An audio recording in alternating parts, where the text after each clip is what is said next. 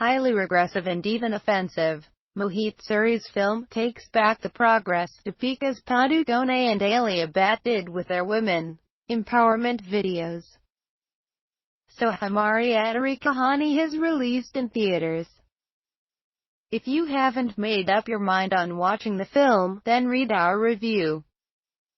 Even though the film is technically weak and has a sloppy story as a sorry excuse for a film script, what set our alarm ringing is the way Suri treats his women in the film. Here are 4 ways how Vidya Balan's character of Vasudha sets the clock back in time for anyone who believes in women's rights and gender equality. My Mangalsutra is my weapon of choice. If we count the number of times the camera zooms into a paranoid Vidya clutching onto her Mangalsutra and shedding those tears, we would make some sort of a world record.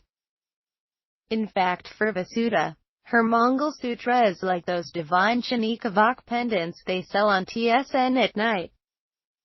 The one with tacky special effects where your life is magically transformed after hearing Alak Nath convince you that this shall offer you the ultimate nirvana. The Mangalsutra is a metaphor for her entrapment in a marriage that no longer exists, and she places it in front of the Radha Krishna idol when she's moonlighting as a florist. Really now? My place is at my husband, lover's, any man in my vicinity's feet. The scene that took the cake for me was when she falls at Imran Hashmi's feet to thank him for stabbing her husband, who we're told is falsely accused. If worshipping the abusive Padadev wasn't enough, falling at your lover's feet is the classic example of the adage, a woman's place is at her husband's feet. Sigh. Forget sex, even thinking of another man is a holy sin. During the course of the film, Imran creepily asks Vidya to send him her selfies for his company's magazine, which never makes its glossy appearance. There is a scene where Vidya semi-pouts, pushes her hair back, and does her as sexy as a florist can get selfie pose.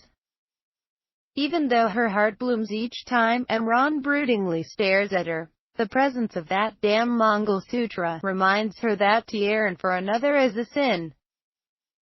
Funnily enough, Suhasini Malay turns up playing an old woman who tells Vidya, "Itne jaldi thandi ho, gaya."